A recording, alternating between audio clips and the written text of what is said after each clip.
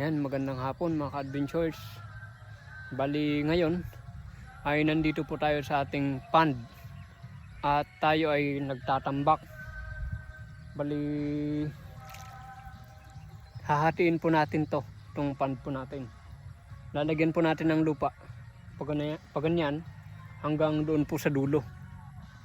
Dahil meron po tayong nakitang mga bakas ng dito sa ating pond, kaya yun po yung gagawin po natin.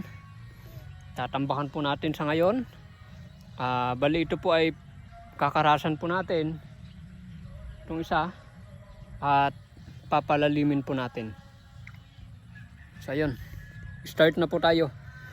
At sa pagkakaras po natin ay abang-abang sa next video po natin.